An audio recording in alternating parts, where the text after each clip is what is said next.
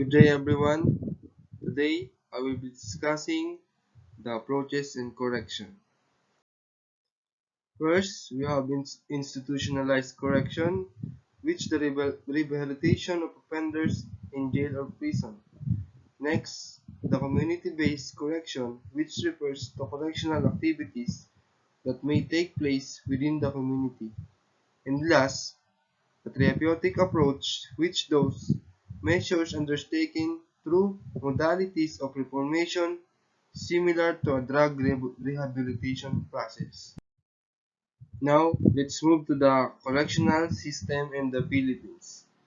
So, it has six agencies under three distinct and separate executive departments of the national government. The three distinct and separate executive departments of the national government are: Number 1, the Department of Justice. Under this are the Bureau of Correction, Parole and Probation Administration, and the Board of Pardons and Parole. Second is the Department of Interior and Local Government. Under this is the Bureau of Jail Management and Penology, which run the city, municipal, and district jails and the provincial jails under their respective provincial government. The third one is the Department of Social Welfare and Development. Under this is the Child's Program Bureau, which oversees Youth Rehabilitation Center. Now, let us discuss the offices under Department of Justice, tasked to carry out the mission of correction. First, the Bureau of Correction, rehabilitation of national prisoners so they can become useful members of society upon completion of their service of sentence. Itong Bureau of Correction, ito yung rehabilitation center ng mga bilanggo o prisoner upang magkaroon sila ng sense sa society na kanilang ginagalawan para sa pagtatapos ng kanilang sentensya sa loob ng kulungan. Kaya pagka sa kulungan, may iba't iba silang ginagawa, like paggagawa ng mga laruan o kaya pagkatahi. Kasi sa ganung paraan, is nade-develop din yung karakter ng mga bilanggo at nagkakaroon ng pakinabang yung mga prisoner. Second is the Board of Pardons and Parole. Recommends to the President the prisoners who are qualified for parole, pardon, or other forms of executive clemency. Ang Board of Pardons naman is ito yung nagpapalaya sa mga bilanggo after mabigyan ng parol o makatanggap ng parol ang isang prisoner sa bilanggo. Some cases kasi ang nabibigyan ng parol is yung mga nag-serve at least 1 or almost 2 years sa kanilang sentensya. Ang possible din na makalaya agad ang isang prisoner kapag nagustuhan ng nakakataas ang performance at di nakakagawa ng anumang gulo sa loob ng kulungan o rehabilitation center. And the last, the parole and probation. So, layunin naman ng parole and probation administration ay pangalagaan ng mga prisoner na tulan na nagkasala sa labas ng bilangguan. Kasi meron ding big possible na mag-decide ang korte sa isang prisoner na nagkasala sa labas na stay pa rin sa society and hindi mahalatang makulong sa loob ng bilangguan. Bureau of Correction, created on November 1, 1905, under the Reorganization Act No. 1407 for the Department of Commerce and Police and was transferred to the Department of Public Instruction, an agency under the Department of Justice, thus to effectively save, keep, and rehabilitate national prisoners. The prison law, which was enacted pursuant to the provision of Sec. 1705 to 1751 of the Administrative Code of 1917, and finally placed the Bureau of Prisons under the Department of Justice. Bureau of Prisons renamed as the Bureau of Correction pursuant to Executive Order Number 292 dated November 22. The mandate of the Bureau of Correction. The Bureau shall be in charge of safekeeping and instituting reformation programs to national inmates sentenced to more than 3 years. Safekeeping of national inmates. The safekeeping of inmates shall include decent provision of quarters, food, water, and clothing in compliance with established United Nations standards. The security of inmates shall be undertaken by the custodial force consisting of correction officers with a system and salary grades similar to its counterparts. National prisoners or inmate sentenced more than 3 years, imprisonment or fine more than 5,000 pesos or regardless of the length or sentence, sentence for violation of custom law or other laws under the jurisdiction of the Bureau of Custom or enforceable by it, or for violation of immigration and election laws, or to one sentence to serve two or more sentences, the total of which exceeds 3 years. Reformation of national inmates. The reformation programs which will be instituted by the Bucor for the inmates shall be the following. Number 1. Moral and Spiritual Program. Education and Training Program. Work and Livelihood Program. Sports and Recreation Program. Health and Welfare Program. And Behavior Modification Program to include therapeutic community.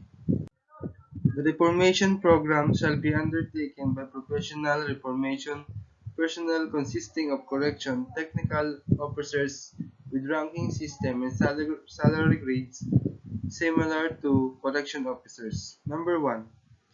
Correction technical officers are personnel employed in the implementation of reformation programs and those personnel whose nature of work requires proximate or direct contact with inmates. Number 2.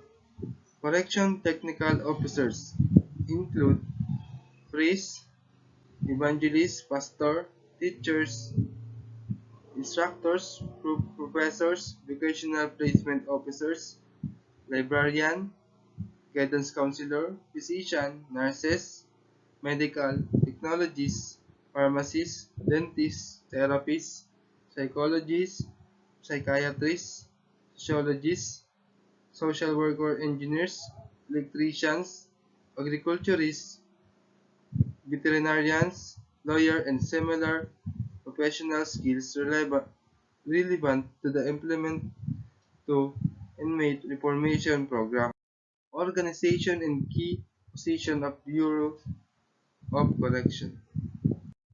The Bureau shall be headed by a director who shall be assisted by three deputy directors, one for administration, one for security and operation, and one for reformation, all of whom shall be appointed by the President upon the recommendation of the Secretary of DOJ, provided that the Director and the Deputy Director of the Bureau shall serve a tour of duty not to exceed 6 years from date of appointment. The head of the Bureau, with the rank of Undersecretary, shall have the position in the title of Director General of Corrections. The second officers in command of the Bureau, with the rank of Assistant Secretary, shall have the position and title of Deputy Director of Correction. Custodial rank. Correction Chiefs. Superintendent. Correction Seniors. Superintendent. Correction Superintendent. Correction Chief Inspector. Correction Senior Inspector. Correction Inspector. Correction Senior Officer the fourth. Correction Senior Officer the third. Correction Senior Officer the second. Correction Senior Officer the first. Correction Officer the third. Correction Officer the second. Correction Officer the first. This is the equivalent of custodial rank. Reformation rank. Correction Technical Senior. Superintendent. Correction Technical Superintendent. Correction Technical Chief Superintendent. Correction Technical Senior Inspector.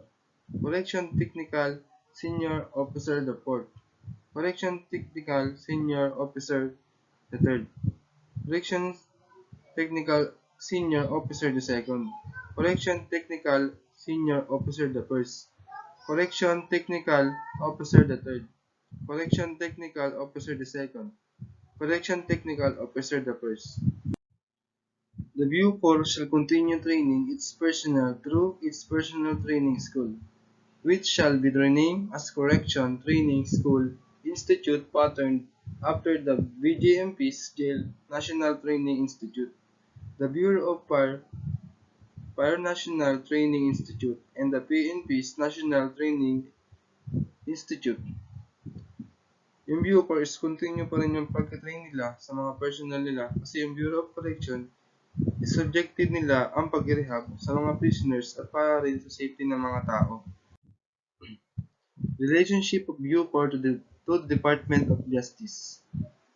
The Department of Justice, having the Bureau as a line bureau and a constituent unit, shall maintain a relationship of administrative supervision with the latter as defined under Section 38 to Chapter 7, Book 4 of Executive Order Number 292, except that the DOJ shall retain authority over the power to review, reverse, revise, or modify the decision of the Bureau in the exercise of its regulatory of quasi-judicial function.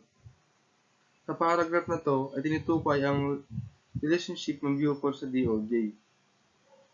Bureau of Correction is under pa rin siya ng DOJ, which is defined as Section 38 to Chapter 7, Book 4, Executive Number 292.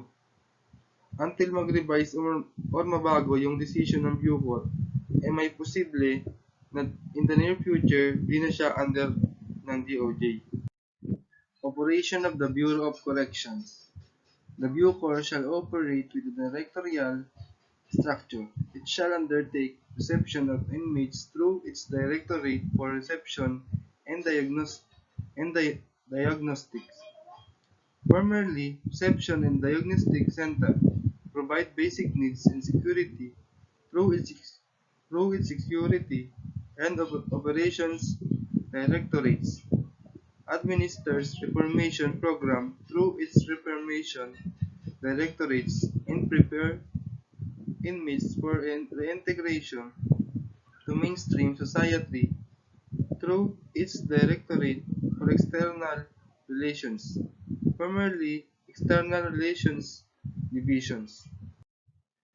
The DRD shall be responsible for the conduct of classification of each and every inmate admitted to the Bureau. Inmates shall be classified according to security risk and sentence. Included in the classification is determining inmates' certain skill or talents, physical, spiritual, social, mental, and psychological violation, and other behavioral assessments. As referent of the DRD in the preparation of the individual inmate reformations program. Aside from those born of the provisions under Rule 8, Part 1, Rules of General Application of the United Nations, Standard Minimum Rules for the Treatment of Prisoners, and that of the existing regulation of the Bureau on Security Classification.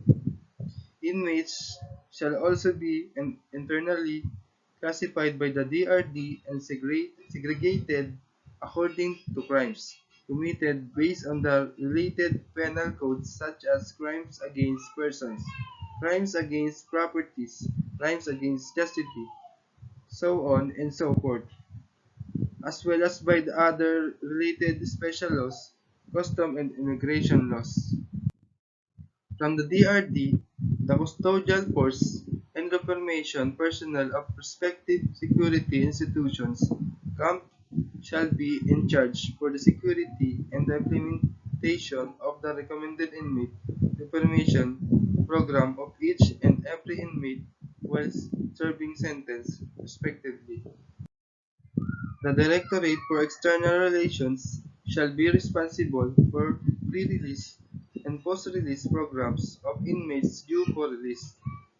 The DER shall also classify inmates according to skills acquired for referral and endorsement to appropriate companies and corporations participating in the view for on-the-job training programs for newly reformed inmates.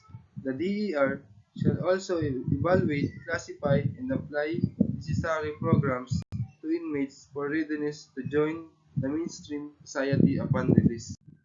The agency has 7 operating units located nationwide, namely: Number 1, the New Bilibid Prison in Muntinlupa. Number 2, the Correctional Institution for Women in Mandaluyong City. Number 3, the Hawig Prison and Penal Farm in Puerto Princesa City, Palawan. Number 4, Sablayan Prisons and Penal Farm in Occidental Mindoro. Number 5, San Ramon Prisons and Penal Farm in Zamboanga City. Number 6, Leyte Regional Prisons in Abuyog, Leyte. And number 7, Davao Prisons and Penal Farm in Panabo, Davao Province. That's all. Thank you.